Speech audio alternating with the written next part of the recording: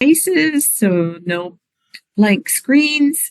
And if you have any questions, either you can go to the bottom of your screen and click on chat and write your questions in chat, raise your hand, or take yourself off mute, however you feel comfortable. But it's going to be more interesting if people ask their questions. Okay, so let's get started. I just want to let you know my name is Noreen Hutcherson, and I am a CWIC at Maine Medical Center's Benefits Counseling Services.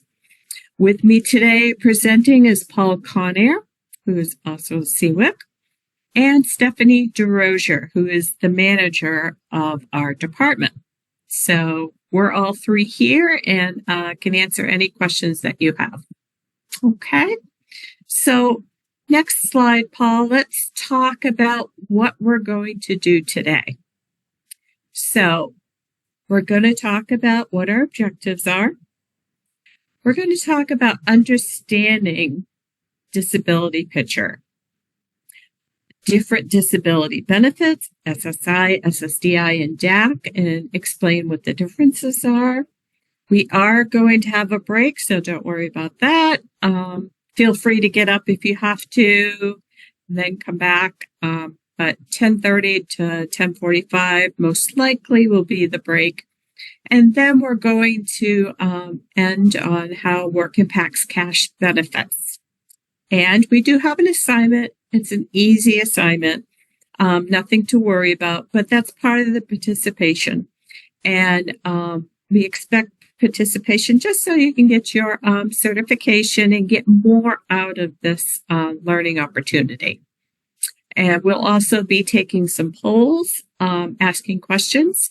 And if you could participate in that as well, it would be wonderful. It'll just make it more interesting for everyone. Next slide.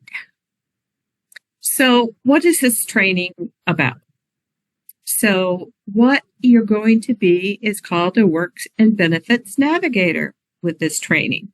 So you're going to be someone who can develop an understanding of disability benefits, have a knowledge of what work incentives there are out there, and some of the tools and resources that are available for individuals with disabilities, and help them eventually, hopefully, get employment. You're not expected to be a CWIC. CWICs go through intensive training with Social Security, and we have to get a certification. So you're not expected to know all the knowledge, but a basic understanding can help your clients and can help them think about the possibility of work. And so this is giving you an idea of some of the conversations that you can actually have with your clients. And it will be helpful for them to actually think about how employment can be part of their lives. And we're hoping that you continue to build your knowledge after this training. There's a lot of information out there.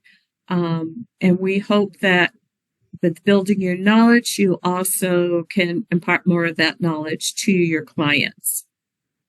And you can also impart that knowledge to your coworkers, your agency leadership, anyone that it would be helpful for them to have this information. And of course, a big one, there's lots of myths and misinformation about working and disability benefits, and you can challenge that information with your fellow coworkers and possibly with your clients. And maybe with yourself. Maybe you've heard some of these myths and believe that they're true, but having knowledge is power, and we'll hopefully impart some of that knowledge to you. Next slide. So we developed this training for many different people, but the primary role for this training is not for people who are finding employment for people with disabilities. It's for everyone else. It's to provide you general information so you can guide your clients, guide them to think about the possibilities they have with their life, the possibilities that they could do with employment. So we like to talk to parents, guidance counselors, teachers, community case managers, medical professionals, people who are interacting with people with disabilities, and they actually may mention something about employment or even say something, well, I can't work. And this can get them thinking about the possibility of working. And this is what this training is basically for, to get the topic out there and try to dismiss some of those myths that there are. Next slide. So what we expect for you is just to talk to your clients. Okay. And it is, I believe, your responsibility to discuss work, even if it's not your role to find the person a job. It's to get them to think about what they can do with their lives. A lot of times clients may be talking about, maybe they want to get a driver's license. They want to get out in the community more. Well, one of the things that you can discuss about getting out in the community is work and the possibility of work. But again, we don't expect you to be a CWIC. And a CWIC stands for Community Work Incentives Coordinator. We do not expect you to have the training for that. Just general discussions with your clients.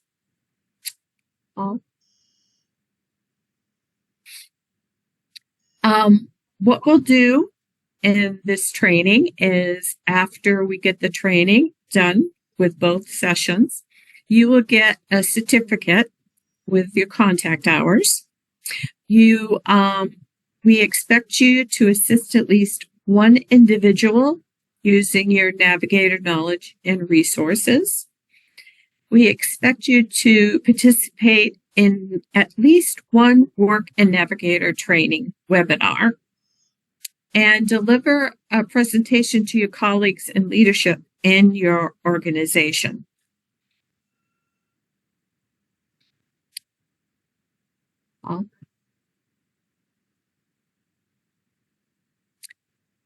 Okay. Employment is an allowable. Noreen, sorry to interrupt. We're going to actually turn these slides over to Heidi Johnson, who's from the state of Maine. She's one of our guest presenters today, and she'll actually present this slide in the next slide. Hi, Heidi. Good morning. Hi, good morning, everyone. Thank you, Stephanie. Yes, I work for the Department of Health and Human Services, Office of Behavioral Health, and Employment Services Coordinator. And Noreen was already starting to talk about this morning in terms of what folks can do, and talking to folks about employment. And employment is an allowable service. I do want to make note on this slide, though, that KeyPro is now Essentra. So I think everyone keeps using the term KeyPro. It's going to take us a while to switch over, but just wanted to make note of that real quick. So all Maine Care services must be medically necessary and linked to a goal on the member's plan of care. While services may not be provided primarily vocational in nature, there still are pieces that folks can do to help support their clients with their work goals.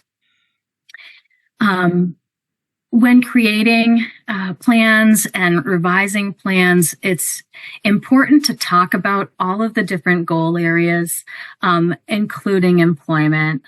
Oftentimes, folks just they look at specific goals. What has the person talked about, and really focus on those. But it's really important to bring up employment as well as all the other domain areas to see, isn't there's something someone wants to work on, needs to work on. Do they have an interest in that, in employment? because it's a really big piece of recovery. Next slide. So Main Care expects that providers are going to assist the folks that they're working with in exploring their interest, abilities, vocational goals, and helping folks to look at career exploration, searching for jobs in their community, and accessing that information that could refer to training and education that might be required for that job, and how to find the training. That's an important piece too, that is an allowable service. Other pieces that are allowable really are helping members that you're working with to set up informational interviews is a part of looking for employment, talking with folks about different jobs and what their interests are, exploring that further. Helping folks with preparing for work, how to dress, what their hygiene is like, and lunch. Is that something that they've considered? Do they need to prepare that the night before? Those are all discussions that you can be having with folks as an allowable service in regard to employment. Additionally, this may include assistance to identifying and accessing resources to overcome the barriers that might have gotten in the way, different obstacles that people have to overcome to become employed. It's also expected that providers will assist members in accessing information and resources about the potential impact of work on their benefits, which is what we're talking about today. And the services must be properly documented and related to a goal. So make sure that if you're having discussions around employment, that there is a goal on the plan.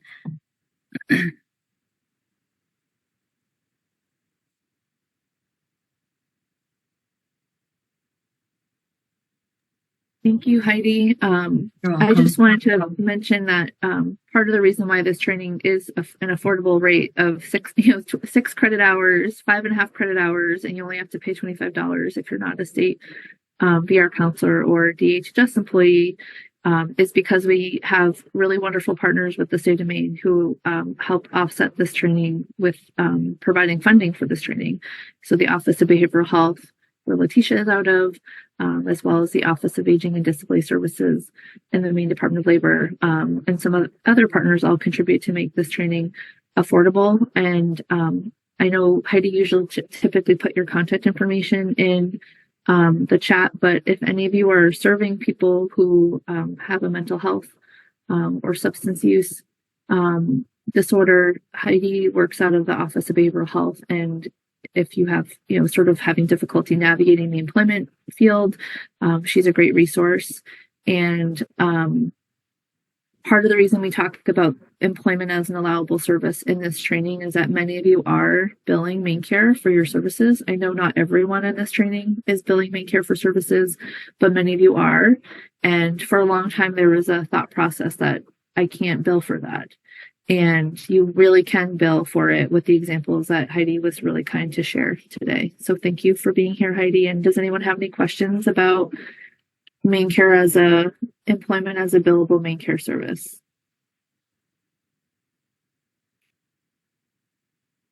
Great. Thanks again, Heidi. Thank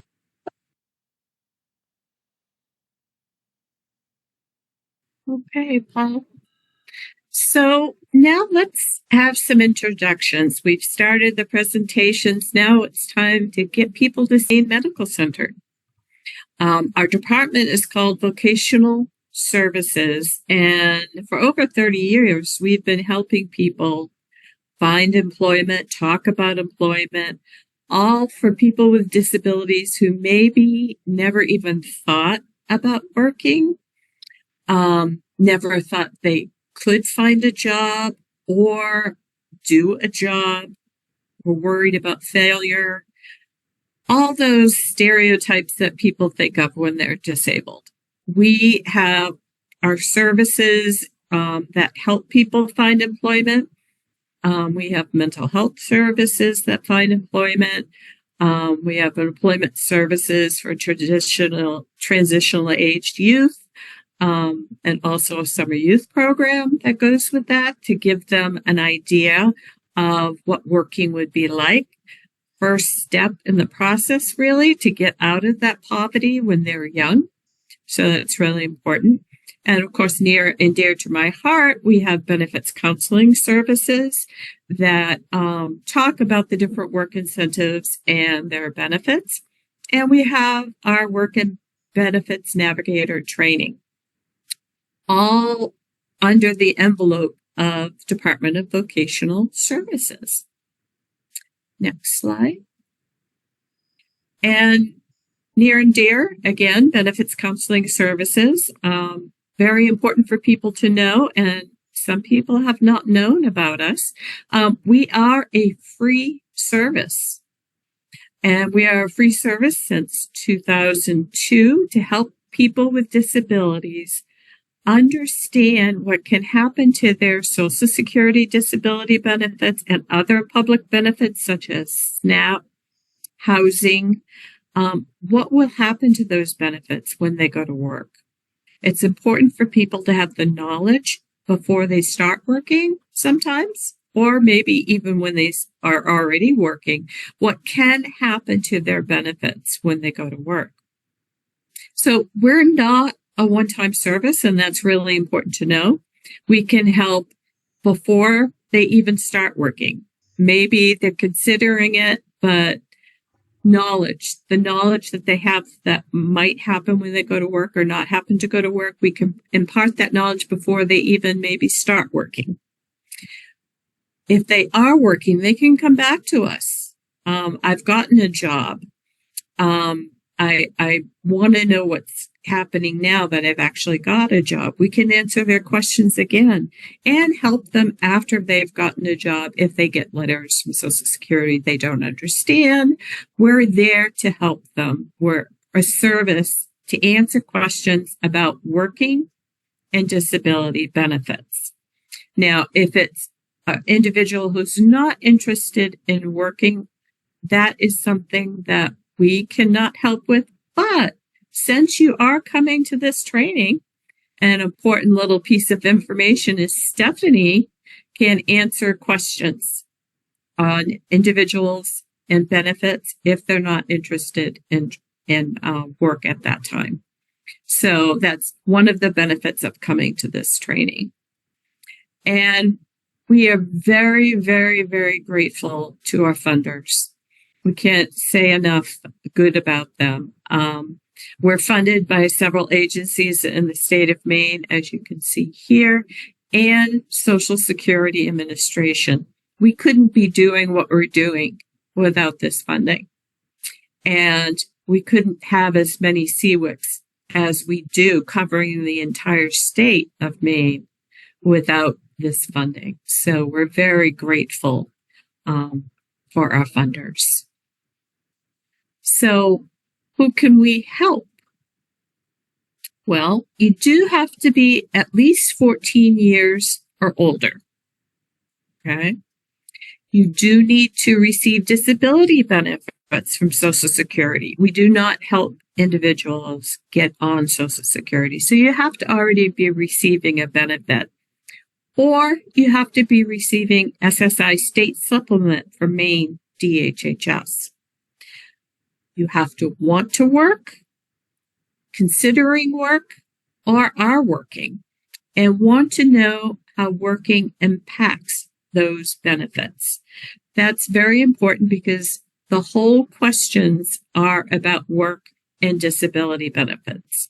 And again, if your client isn't eligible for BCS under this criteria, you can get technical assistance from Stephanie DeRosiers. And I'm sure she'll put her information in the chat so that you can contact her with any questions you may have if it's not considered working. Noreen, I'll actually send them an email out at the end of the training where they'll have our contact information. But I just wanted to mention if you can go back to the previous slide, just to be super clear. So I cannot meet with your clients specifically about work, yes. non-related questions, right? But if you were to say, hey, Stephanie, I know this isn't work related, but I have this situation. I need some help navigating it. Do you have any knowledge in this area? I can guide you with the information, but I can't accept referrals. And I'm not saying that you said that, Noreen. I just wanted to make it clear that a resource to you, the individual who's in this training, and then you can pass that information on to your client. Important clarification. Thank you. Okay, next slide. Okay, Paul, do you think you can pull up the website? So yeah, we do. I can do that. Would you like me to pull up the website? Yeah, I just thought it'd be good for people to see it. We have a referral process where you can call us or you can visit our website to get the most current referral packet. Our referral packet is how you refer clients. If you call us, we can either mail one out to you, but the most recent and the easiest and quickest way to get our referral packet is on our website. And on our website, we have a lot of different information on there as well, which is very interesting and informative that you can look and see. And I just wanted people to get an idea of what the referral packet looked like for clients as well.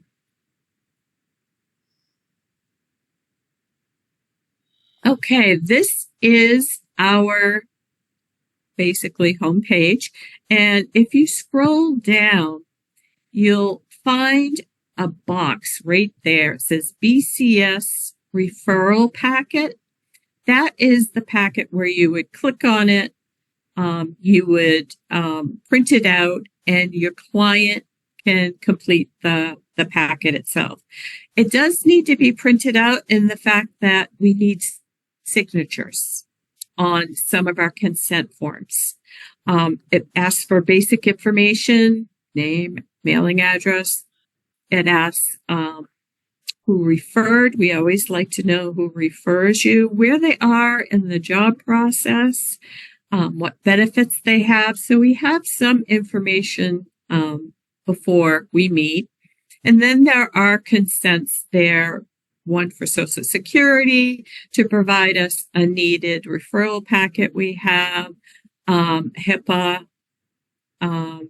We also have a DHHS release in there, as well as a VR release, because a lot of our customers, our clients, work with vocational rehabilitation. So we have that in our packet as well.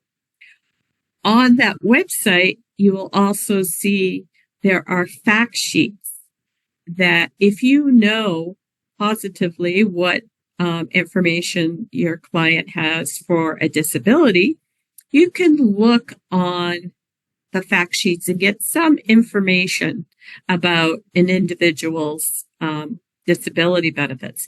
There are also some information videos that you can look at that are very good for trainings.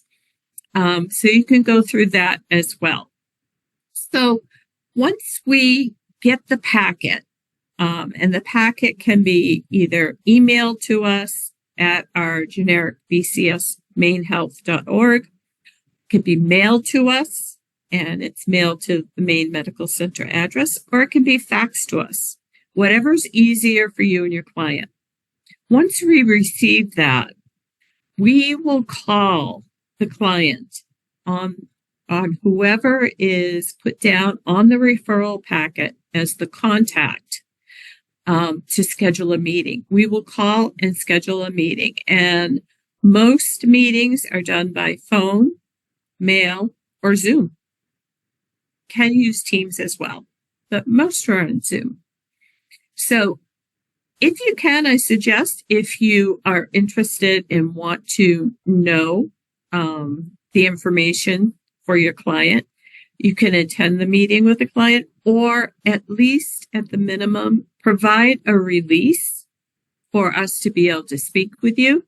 If your name is on the referral packet to schedule the meeting, we can only schedule the meeting. Okay. But having a release of information to be able to speak with you is helpful. A lot of times we get calls from individuals, and if your name is not on the packet, we HIPAA regulations, we can't talk to you. Next slide. Oh, we have a raised hand. Yeah, thanks, Noreen. Can you give me a sense of the time frame of turnaround on the referral? Like what that usually, yeah. Yeah, we're at the process of the U.S. mail. If it's done by mail. I've seen us get a packet by mail like 2 days later. I've seen it, we get it by mail 2 weeks later. What happens is once we receive it, we do put the release out to Social Security to get a report. And that's the major part right there. We do need that report before we set a meeting. And that can take 3 days up to 2 weeks. And other occasions, if they have a legal guardian, it can take a little longer. We are at the mercy of Social Security providing those reports. A lot of areas, they're very good at getting it back to us. We've had some good luck recently getting them back quite quickly. But it is up to Social Security to provide that. I'm sorry, I can't give you more of a definite answer. It's kind of wishy-washy. And of course, it's up to our schedules too. No, that makes sense. Yeah. I guess I'm trying to figure out. So like I had a client, I helped them fill out this referral packet. They faxed it in earlier this week. They put me as like on the line. Is there Perfect. any way, say in a month, if they, did miss the call or somehow things slip through the crack, like, can I reach out to you, or is there any way for me to follow up on that referral? Of course. Okay. The process for us is we do call whoever is on that referral. If there's no name there, we call the client. So say your name is not there. Okay. We call the client twice. We can leave messages, or if they don't have voicemail, we keep leaving messages. At the third initial contact, then we send a letter to the client because maybe they didn't want to answer the phone. I don't know. So that way we feel once the letter goes out, at least they have the letter and they can contact. So even if we're trying to call you and say, we tried twice and we can't reach you, we will send a letter to the client. We will not send a letter to you unless we have a release saying that we never were able to get in contact with the client, but we will send a letter to the client. And that includes our contact information for the client to give us a call. Okay. Awesome. Thank you. Does that answer all your questions? Yeah. I mean, I guess just real briefly. So if I were, say, for whatever reason, within a month or 6 weeks or something, my client hasn't connected with you all, can I contact you all, or is that not okay because I don't have a release yet? Well, if we have a release, you definitely can contact us. If your name is down as the person to contact, you can certainly contact us and we can give you that. We've been trying to reach you and schedule right then and there. If you're nowhere in the information, we don't have a release, your name is not on there. Unfortunately, what we'll say is we do need a release to be able to speak with you. Thank you. I appreciate it.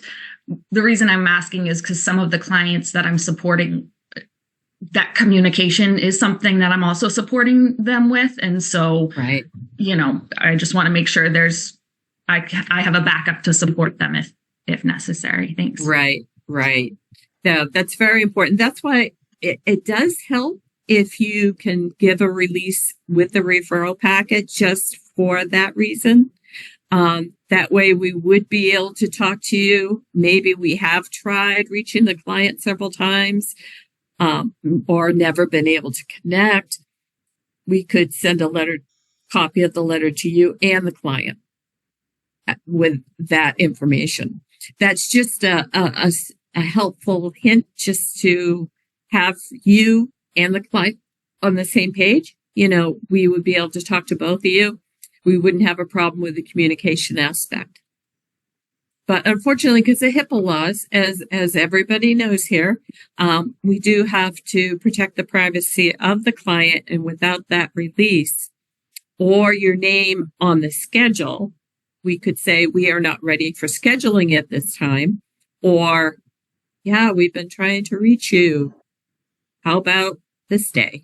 That kind of thing. Or we could even say we haven't gotten the report from Social Security yet.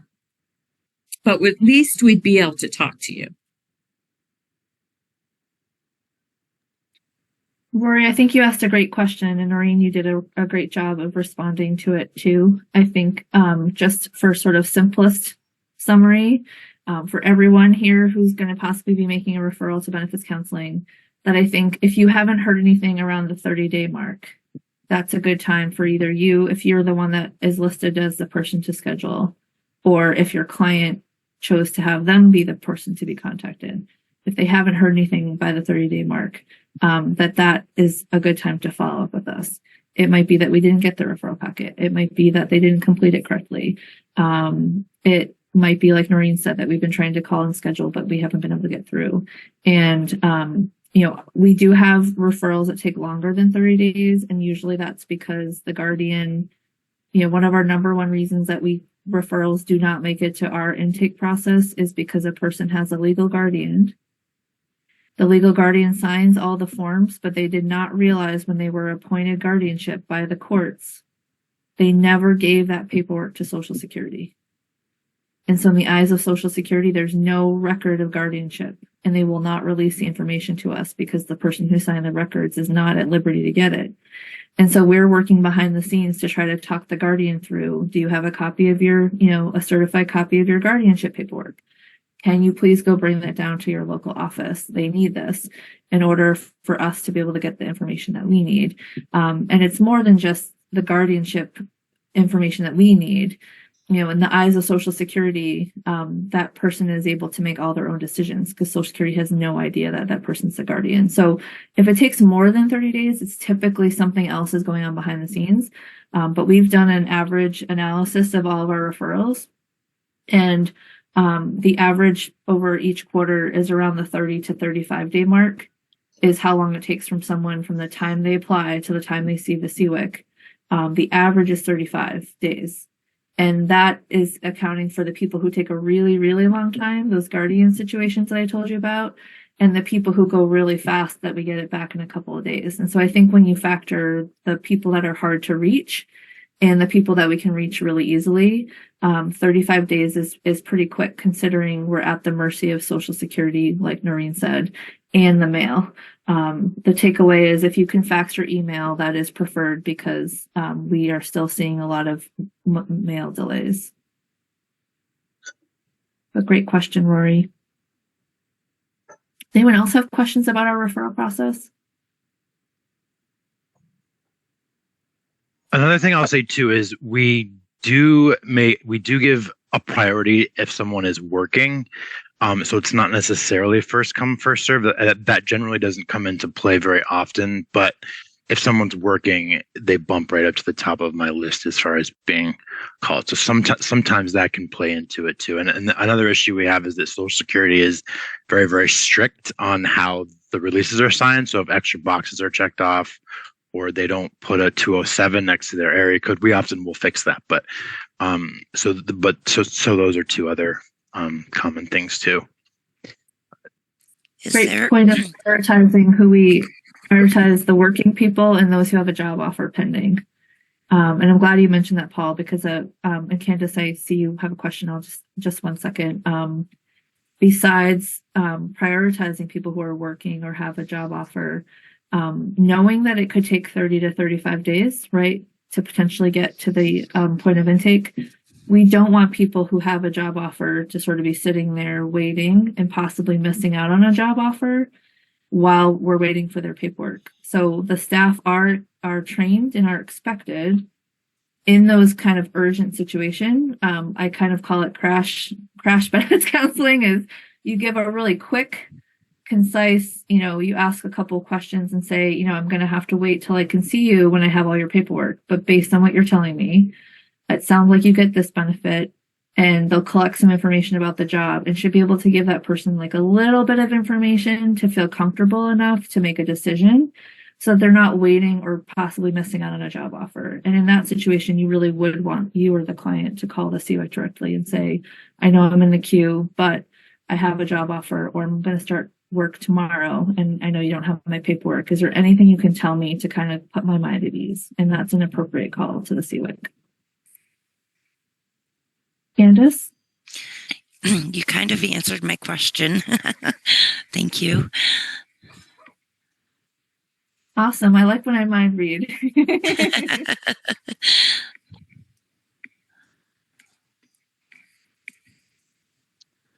Great. So before we get to the talking about so this morning, as from the schedule, we're going to discuss. So Noreen, I'm just going to give you a quick overview of sort of our purpose, like why are we here?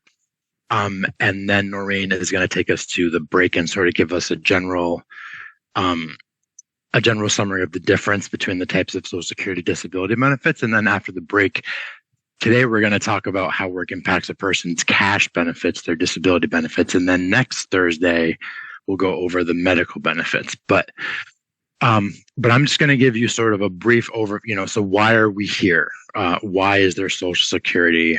What's sort of the overview of disability and poverty and employment in Maine in the U.S.?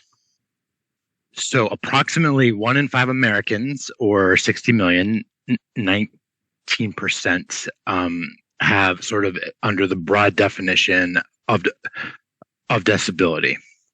That sort of meet a definition, of just a broad disability. I've been using the term lately, just because there's so much stigma attached to the word disability. So there was an Autism Speaks commercial. They used the word developmental difference, which I love. But the term I've been using lately is disabling medical condition, just because I think there's a lot of stigma. There is nothing wrong with using the word disability. And in fact, Social Security disability insurance, it's in the word. But I've been lately finding that I've been using even though it's a longer term, it's longer to say. I've been using the term disabling medical condition. And so statistically speaking, they've done, of the maybe even thousands of surveys they've done, statistically speaking, generally people with a disabling medical condition are more likely to live in poverty. They're less likely to be employed, less likely to be educated, less likely to have assets. So as of June 2018 or summer 2018, 13.75 million Americans received some sort of Social Security disability benefit. So that's sort of the general scope of disability in the U.S. The line I want to point out is almost an invisible line. So on this bar graph, if you look at at the last one, so if you look at the number of people whose benefits were terminated due to job earnings, I don't even think there's a line there. So it's less than 1 to 4% of Social Security disability beneficiaries ever get terminated due to work. So there's if there's 2 takeaways that a person takes away from this training, in my opinion. The first one is it's hard to lose main care specifically because of working or earned income. I've only seen, in my 7 years being a CWIC, I've only seen one person lose main care specifically because they were working, and that's because they were earning over $80,000 a year. That's the only time I've seen it specifically because of working. Every other time I've seen a person have a Medicaid / main care termination is either a combination of earned income and unearned income, or unearned income alone. So that's takeaway number one, and I'll get to your hand in just a second, Ashley. And then, and the second takeaway is it's very hard to be terminated, or it's very uncommon that a person is terminated due to work. There's a big difference in Social Security language between someone's benefit being terminated or ended and suspended or paused. And after the break, we'll be discussing the difference between suspension and termination. But yes, Ashley, do you have a question? So before I forget it, will we be talking at all about like how the benefits correlate with individuals who receive main care and then go into spend down? Great question. We do cover main care spend down very, very briefly. So the hard thing with main care is, and correct me if I'm wrong, Steph, I think there's 38 different categories of main care. So there's 38 different ways a person can qualify for main care. And so there's no way that we would have time to cover all 38. We do cover the main care spend down very, very, very briefly next Thursday. So yeah, we do cover it briefly. Okay. All right. Thank you. Yes. Yeah, that's a great question. But just to end this section, very few people are terminated from Social Security benefits due to work. It's probably, I don't know what the number would be if it was suspended or paused, but it's very less common to see a person actually be terminated or ended where they would have to reapply. And as we'll discuss later, there's a really big difference between pause. And I really don't like the word terminated. I mean, the whole Arnold Schwarzenegger thing. I'm trying to think of another word. But that, that's the word terminated. You have been terminated. So here's a map. And so here's a map of the country of the percentage of people with disabilities age 18 to 64. And I was going to show a poll, but I blew it.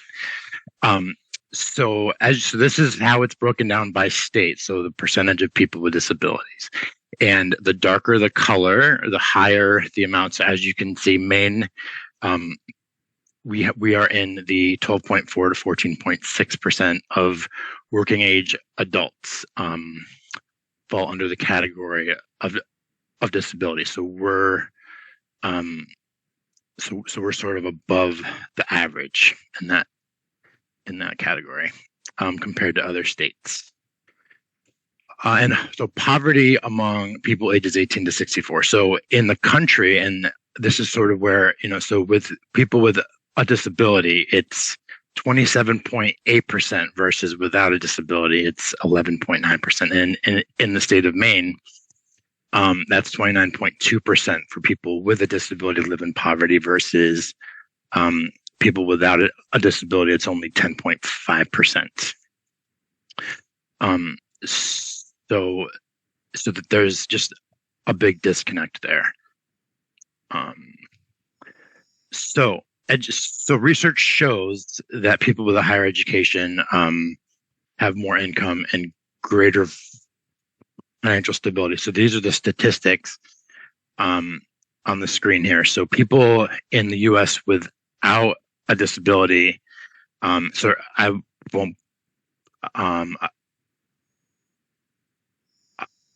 effectively what this shows is it does tend to show that a person with a higher education level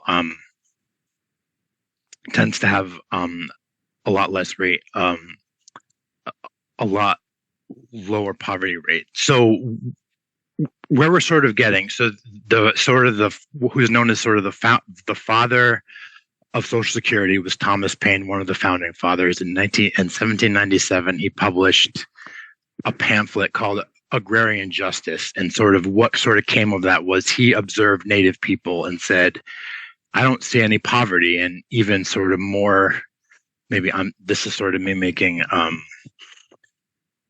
presumption, but I mean, I assume he probably didn't see any disability either. So sort of what he saw as, so he sort of created this thing that was eventually started by, well, anyway, I'll get to that. But sort of the idea that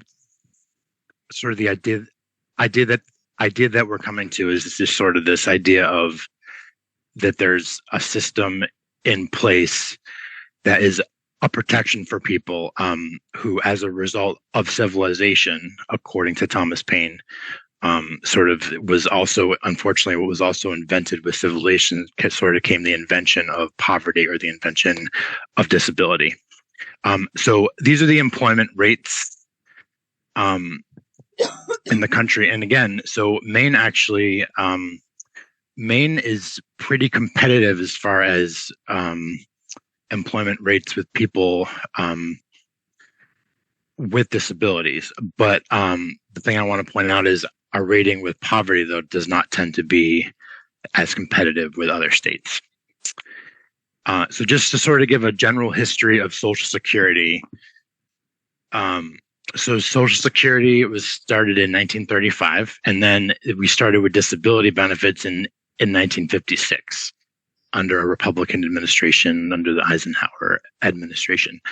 So, but when it was started, again, it was started as sort of to kind of make things right and make things whole, not seen as a charity thing, but more as agrarian justice, sort of what our founding fathers. So a development. So it's sort of been increasing. So it started with when you became a certain age, and then it was added with disability. And then in 1972, the SSI program, or Supplemental Security Income,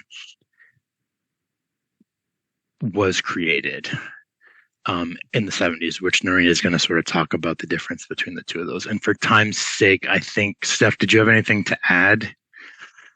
Okay. So that's just sort of a general overview. So sort of where this brings us is to a system that helps people to sort of get on a level playing field.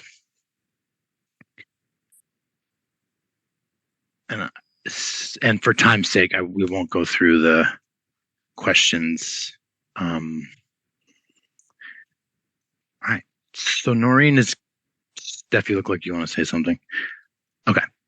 So Noreen is going to give us an introduction. We're right on time. Noreen's going to give us an introduction to Social Security benefits. Okay. Thank you, Paul. Okay. Social Security disability benefits. Let's go to the slide.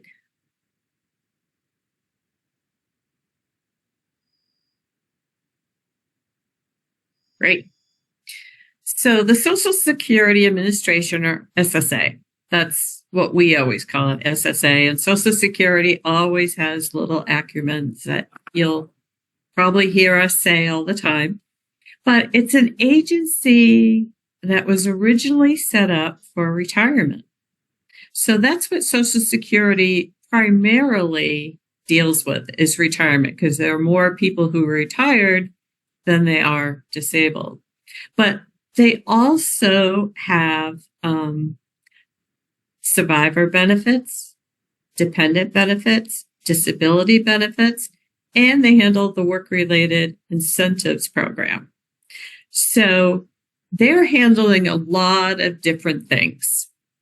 And Social Security has started this program because they want people to know the special rules that go with people who are disabled and working. They're called work incentives. And this applies when somebody goes to work. So this is what we help with. We help understand individuals, what incentives they have, or I always use the term safety net. I just happen to like that. Next slide. So Social Security benefits, there are two types. There's something that's called Title II and Title 16. And they're two separate disability benefits, and they come from two separate government accounts. So Title II is probably one that people have heard about the most. It's SSDI, DWD, children disability, and we'll go through those in the next slide. But basically, it's for people that have earned enough credits from working. They've worked and earned enough credits to pay into the system. And by paying into the system now, when they need their disability benefits, they have a Title II disability benefit. Title 16, you've probably heard the term SSI, is a means tested program. And those for individuals who have not worked enough into the Social Security Trust before becoming disabled or turning 65. So if a person hasn't earned enough credits, Social Security will look to see what disability they apply for. If they look and they see they haven't worked enough, they will award them SSI. If they look and see they have earned enough credits, they will give them a Title II benefit. And some people get both. Typically, you need about 20 quarters in the past 10 years to qualify for a Title II, but there are, of course, exceptions. Those under 31 and other cases maybe qualify quicker for Title II. But Social Security determines, and they will look to see what benefit each person should get. They will look to see if they should have a Title II. Because that is what Social Security wants most people to go under, is what they've paid into. Next slide. So when they apply for disability benefits, they have to meet the definition of disability according to Social Security. So you must not be able to engage in any substantial gainful activity, SGA. You'll hear a lot of us talk about SGA a lot if you have meetings with us. Again, it's just a short little saying that we say, but it stands for substantial gainful activity, and that changes every year.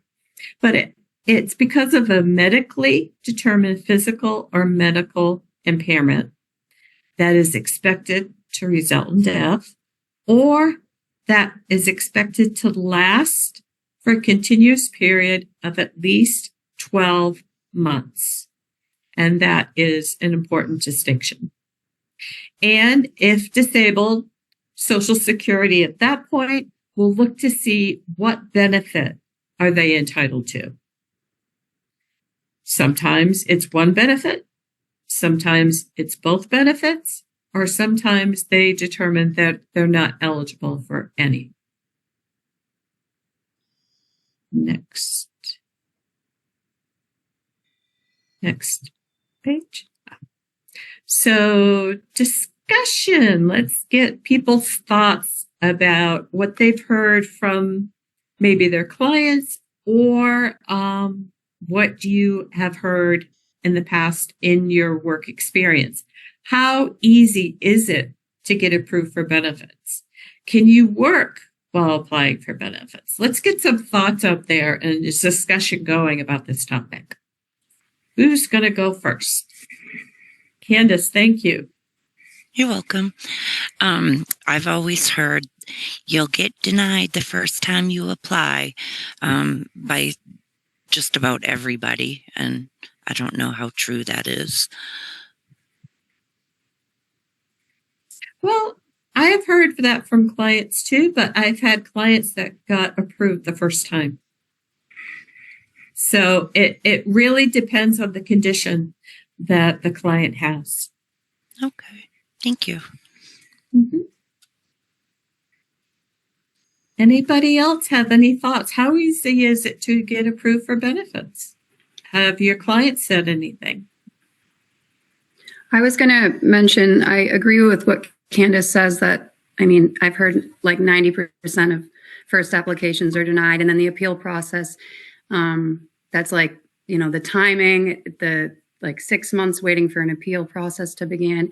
That can be discouraging for clients who are worried about their finances, but the invisible disabilities like mental illness, I think, can be harder to argue or prove from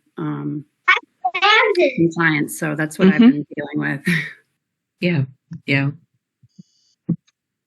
Noreen, can I jump in a little bit on that? Of course. So my role at Maine Med is to assist people who are wanting and having disabilities to apply for SSDI and SSI, and that's what I do day in and day out. A lot of people do, I completely agree. A lot of people do say that they've heard that applying, you're going to get denied the first time, and then you just, you go and appeal it, and then you'll likely to get it the second time. I will encourage people to just remind clients that in order to be approved, you have to have medical documentation that you are attempting to get better. And if you're not getting better, what's happening? And that's what Social Security is going to look at. That DDS is who is the medical portion of this process, is going to look for those type of things to see if it's actually a disabling condition. So reminding patients that if they are looking to get approved for benefits, that they want to make sure they have a paper trail. Basically, the more paper trail you have, the better chances you are at getting your disability approved, because you have the backing behind it.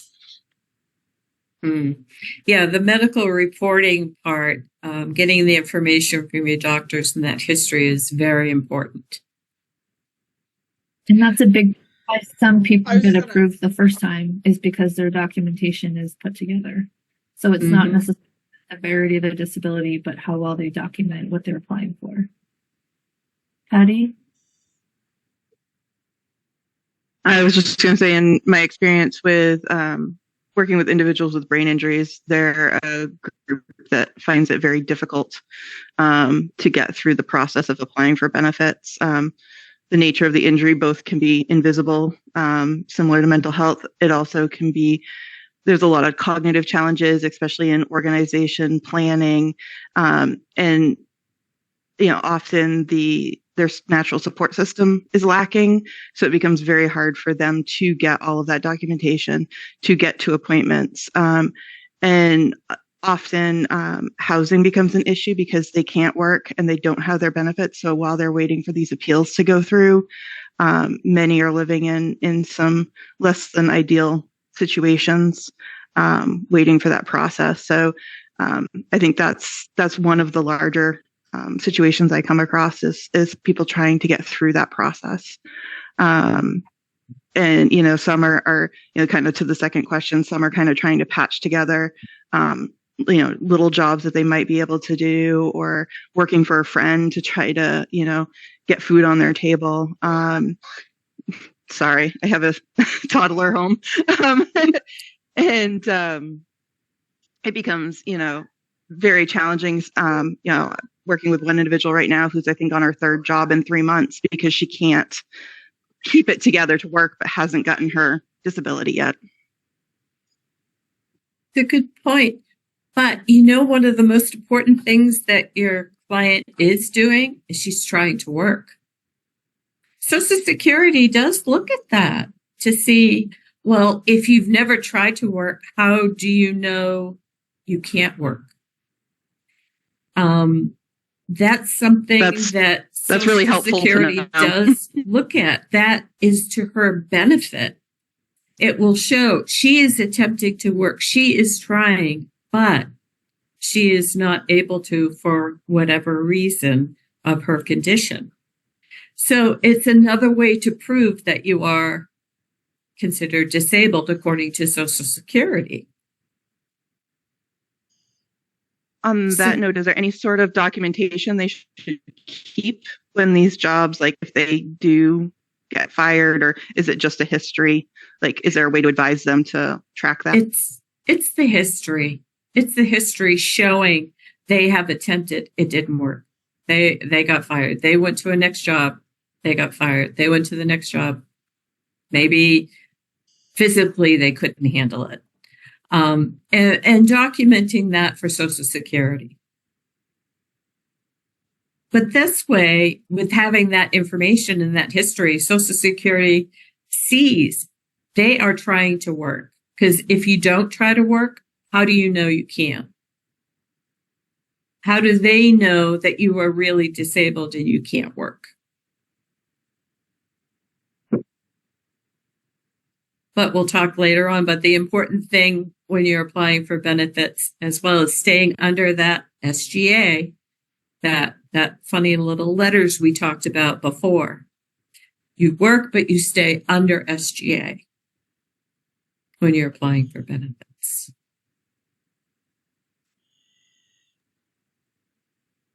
I think just a couple things to add. When clients are applying for benefits, we don't get to see this part of the process, right? Because for our program, a person has to come to us, they're already on benefits. So we don't get to do that behind the scenes work like Leanne is talking about. But I know many of you are involved with your individuals when they're going through that process. And many are in that same situation that Patty's describing, where a person has no income and they need to do something to survive. There are a lot of disability attorneys who will tell people don't work when you're applying. And we've had a disability determination services employee in one of these trainings. And they too said the same thing that Noreen just said, that working while you're trying to apply for benefits serves two purposes. If you find the right job and you don't actually need to go through the full process, you can withdraw, and that's a happy situation for someone, right? And then the bad situation is the job isn't a good fit. They can't maintain it. They can't keep a job. And it just further strengthens their application for benefits. The other point I want to make is it's very common for people to get denied once and then twice. And it's not until the third time that you apply for benefits that you actually make it before one of their judges. And that's typically the first time that someone is actually looking at you and, more than just what's on paper. And so it's very common for people to get approved at that third hearing, because that's when someone's actually looking at you as a person in a meeting, on a phone call, talking to you, getting to know you, rather than just looking at your application on paper. And that's often when an attorney wants to take your case and promises, if we win your case, we'll keep this much, this much. And the reason that they're more likely to take it is there's higher success at that third level if you've already gone through the first two. And lastly, just want to plant a seed that sometimes there's the thought that you have to apply for Social Security benefits in order to get all other public benefits. And I just want to mention two things. One, it's possible for someone to skip Social Security altogether and just apply to main care as a person with a disability. And just say, I don't want Social Security, I just want main care as a person with a disability. You don't have to go to Social Security in order to get main care health insurance. Two, if you are applying for Social Security, it's so important, if you think that person also qualifies for main care, is to do main care at the same time. Do not wait for the person to be found disabled for Social Security. Many of you have mentioned just how long it can take, many, many months, sometimes years for someone to get approved. So the HHS is much, much faster. They have their own internal process for deciding disability, and theirs is often faster than the Social Security process. And so at least while that person's waiting for Social Security benefits to be considered, they're also, hopefully getting main care and the services that they need. Thanks, Noreen. Thank you. So once a person is eligible for disability benefits, Social Security always looks to see if they meet the medical and financial rules to remain eligible for Social Security benefits. So not only do they need to be medically considered disabled, they have to meet the financial rules. And Social Security will periodically do what is called CDRs. They'll conduct a medical continuing disability review. And that is basically Social Security looking at the person and their medical reports to see if they are still considered disabled. Social Security would want information, and they can do medical reviews when they deem necessary. A lot of the times it's based on the person's type of disability. They can do it between 1 to 3 years if they are expecting someone to improve.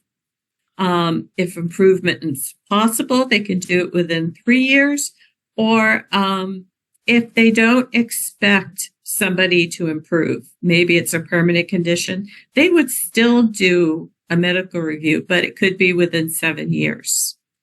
Okay, so Social Security always has the right to do those, and that's regardless of the person working or not working. It has nothing to do with work. They have the right to do that. And Social Security benefits have special rules called work incentives that do apply when a person goes to work. So once they're eligible for benefits, that's when, if they are interested in work, they are eligible for those work incentives. So we've talked a lot about myths versus facts, what you've heard from your clients. So working and disability benefits. I've actually heard from a lot of people that case managers or parents or relatives of clients, they don't want to work. Besides, they'll lose their benefits if they work. And anyway, they can't work more than 20 hours a week. And they're going to have less money because this is going to be taken away. This is going to be taken away. And they want to keep their benefits. Well, those are myths because people with disabilities, most of the time, they do want to work. They want to get out there. They want to learn new skills. They want to meet people. But maybe they're afraid of losing their cash or medical benefits. Most of the time, it's medical benefits that people are most worried about. And they're making decisions without having informed education about what will happen with their benefits. And maybe if they have an idea of what will happen, they can make that decision on how much they want to work or if they want to work. And in most cases, they have more money when they work. It's very rare that a client does not have more money every single month when they go to work. And sometimes maybe they find their most perfect job. You never know. I do have a client that started out working 10 hours a week. He went to 20 hours a week. He's working full time. It's amazing and happy as can be. Just found the right job. Very lucky, found the right job. Tried other jobs in the past, didn't work. Maybe they do want to stop receiving their SSI, SSDI. Maybe they can still keep their insurance because there are ways and different programs to keep insurances. But you don't know until you talk and have all your information. Getting those myths out of there just opens up opportunities for your clients and to hopefully get them out of poverty, make ends meet. Stephanie, would you like to add something? Paul? You did great, Noreen. Well, then I think now is a good time for a break. Everybody get a drink, get up, stretch your legs, come back renewed, and we'll talk some more. We just asked, don't hop off the Zoom link, just turn your camera off, mute yourself, and come back on when you're ready to be joined. And we'll start back up in 15 minutes. And I've learned to just fully trust whatever somebody, if someone says they can only work 10 hours, I think that's great. Or even if a person decides, if I had to give, I would say I've met with approximately 750 people, and I think it's been about 9 or 10 after I've met with them decided that they didn't want to work. And as long as they're making that based on the rules, that's really not, we don't get bonuses if people work. We don't get a bonus if they work a certain amount. We just my passion is that people will make their own decisions based on the rules. And I really feel like, and I we'll see if you feel the same way. But I think that the work incentives and safety nets, as Noreen put it, while they're not perfect, I think that they sell themselves, and that the majority of people, after hearing them, feel very encouraged. So for the rest of the morning, so I'm going to discuss how work impacts SSI, the Title 16 Supplemental Security Income. And then Noreen's going to talk about how it impacts Title 2.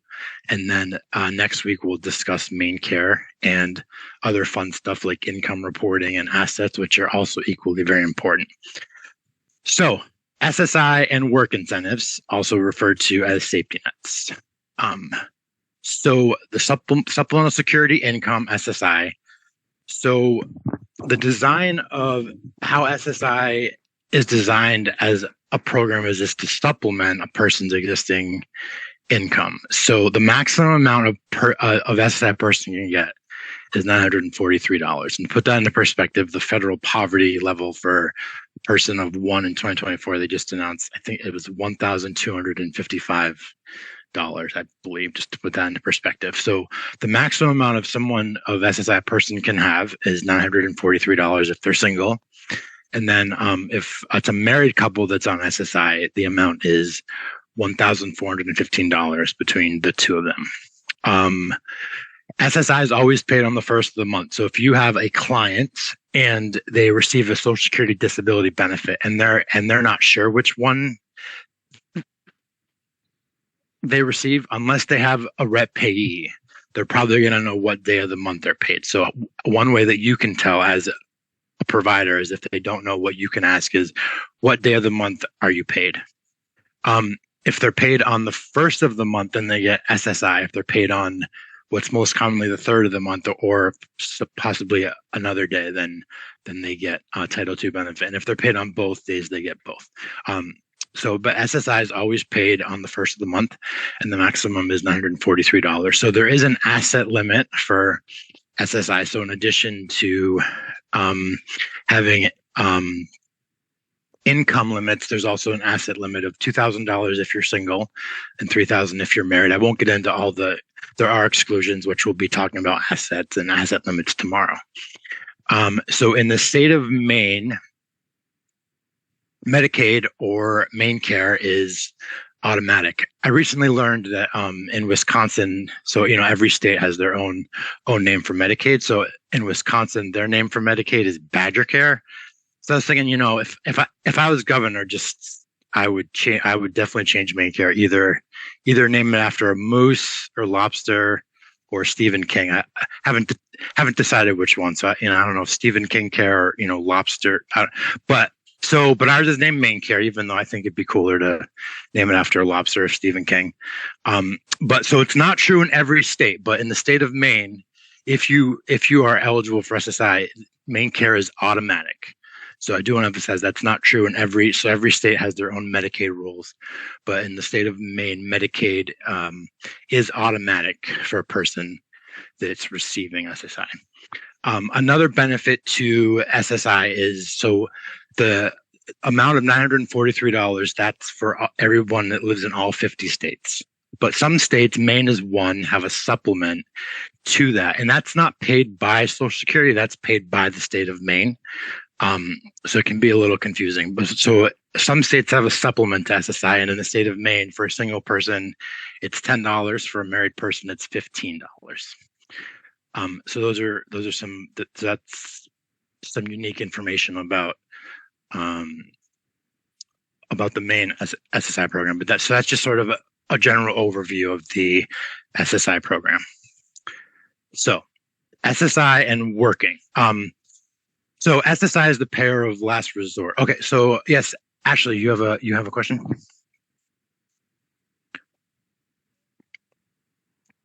Oh, okay. No question. Sorry, I had to unmute myself. Oh, no, it's fine. Go ahead.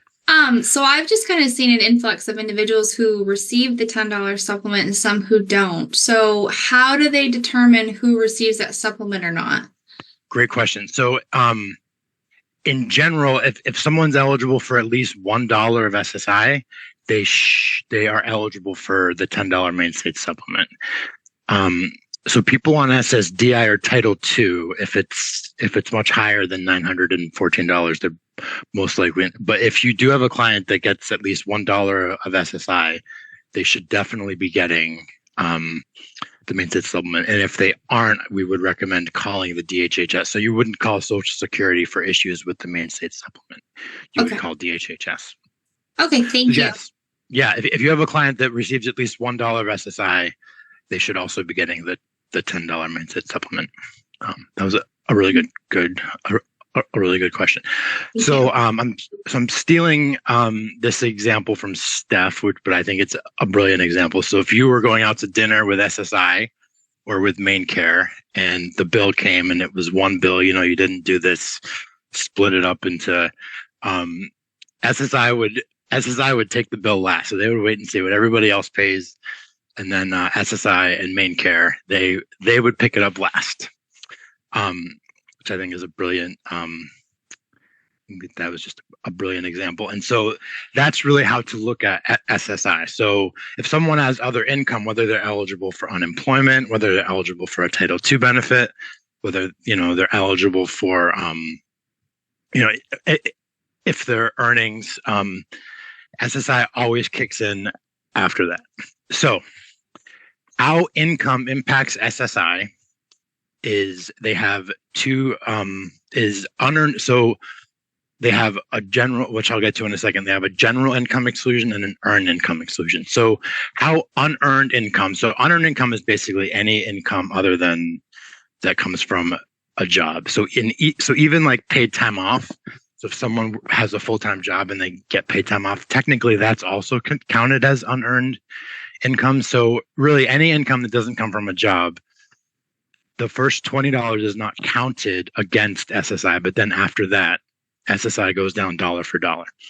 So, and we'll probably get into this later, but if a person gets both SSDI and SSI, so let's say, for example, a person gets $900 of SSDI, and they have no other income, and they have assets below $2,000.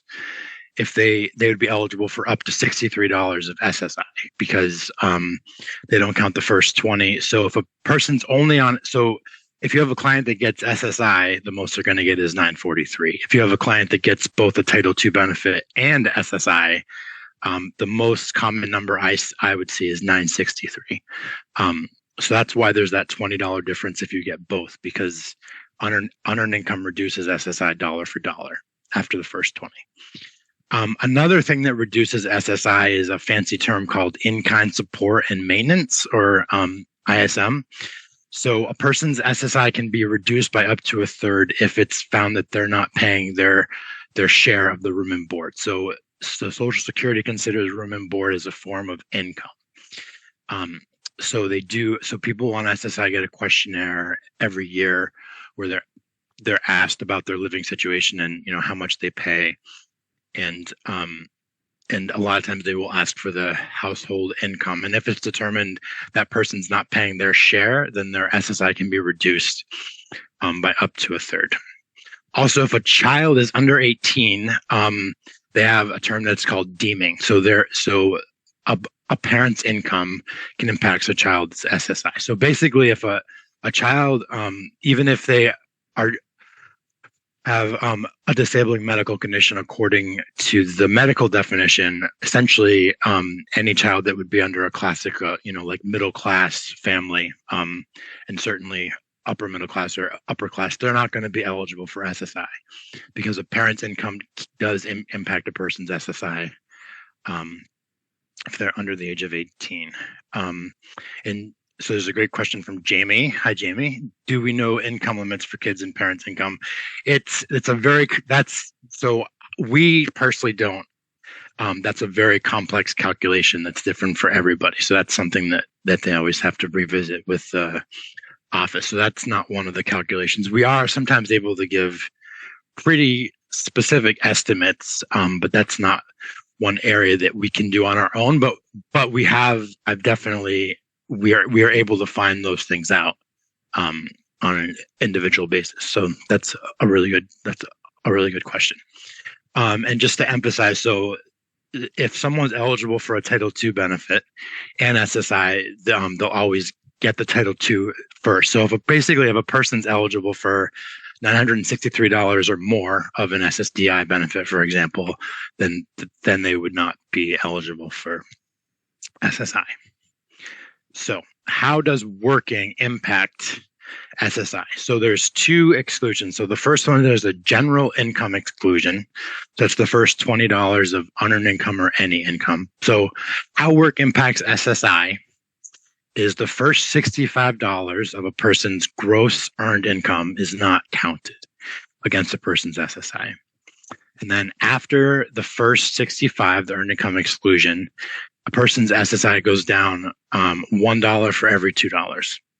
And the payment is adjusted each month. So particularly for someone on SSI, it's really important to report their income every month. For most people, there's a 2-month delay. So what a person earns in the month of March would impact their May SSI payment. So in general, people on SSI, even though their SSI goes down, and what we emphasize is even though their SSI goes down, they do have more income each month. And that is gross earnings. So one thing, we're definitely not trained on taxes. So every time I get a tax question, I'm always referring back to either 211 Maine or to go to a tax professional. So we're not trained on taxes, but we do recommend that people on SSI file taxes once they start working, because once they do, they will likely get some of that back if they qualify for the earned income tax credit. So that's just a general. So we're going to go through examples, but does that make sense? Does anyone have any questions or want anything clarified on just the generals of how work impacts SSI? Steph, you have something to? Yeah, I just wanted to just clarify that when Paul mentioned that SSI is 2 months, there's a 2-month delay. I just wanted to clarify that that's true whether someone's working or not. And I don't think a lot of people know that. If someone's not working this month, their January 1st SSI payment was based on the income they did or didn't have in November.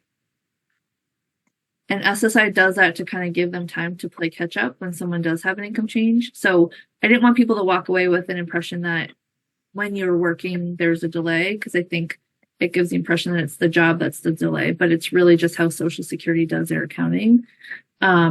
And the other thing I wanted to circle back about the state supplement, when the question was asked about that, a lot of people don't realize they're getting the main state supplement because it shows up on their EBT card with their SNAP food stamp benefits. And if they never applied for main care or SNAP food stamp benefits, then that could be a reason they're not getting it. But when we ask people, do you get the $10 state supplement? They'll say no.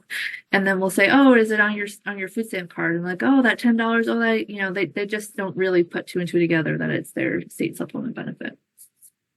That's a great question. Yeah, that's a great point. Yes, Aurora, you have. Yeah.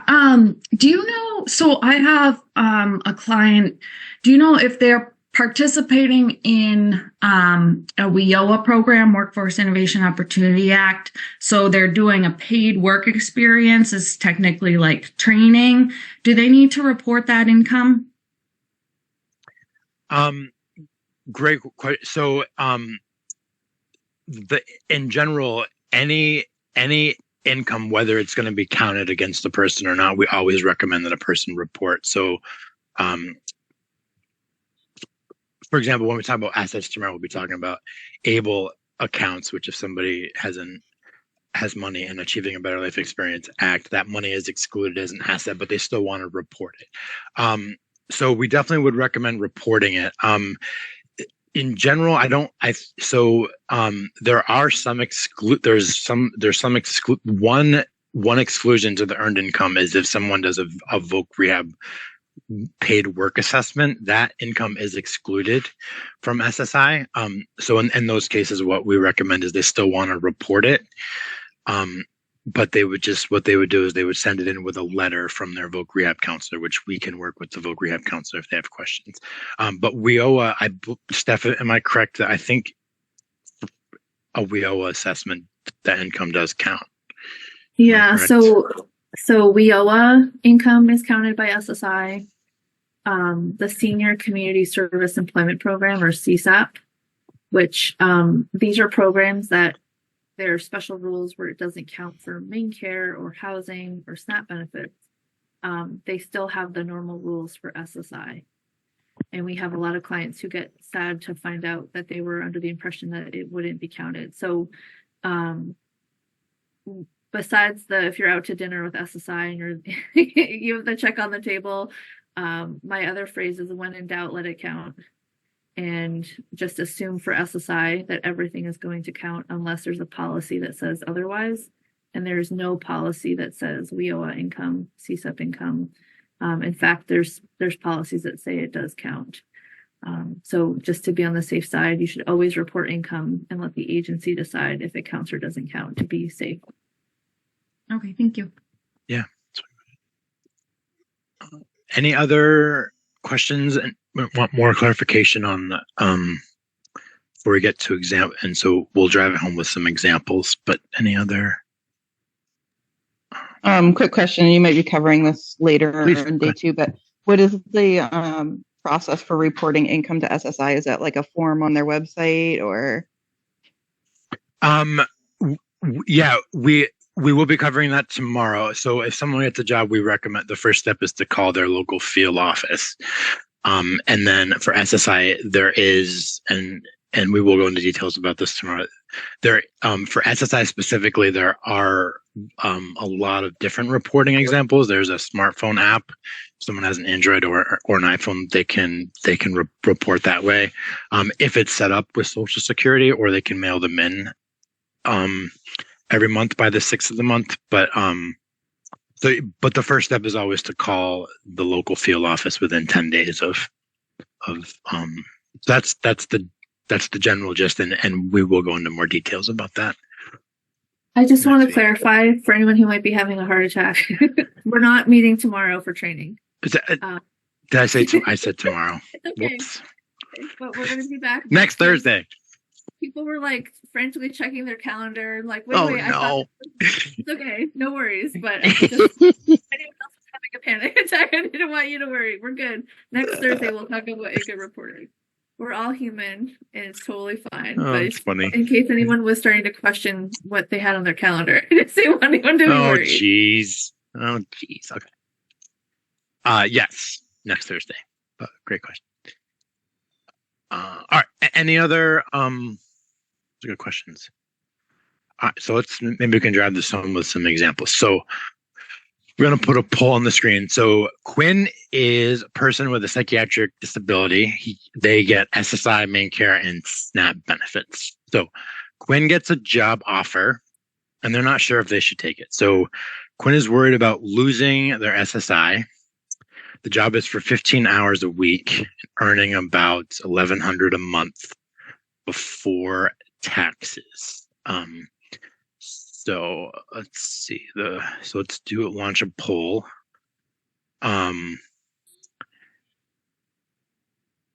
So what happens to Quinn's SSI? Go ahead and take a second to answer that. Does his SSI, if he works $1,100, does it stay the same? Does it decrease, or does it stop?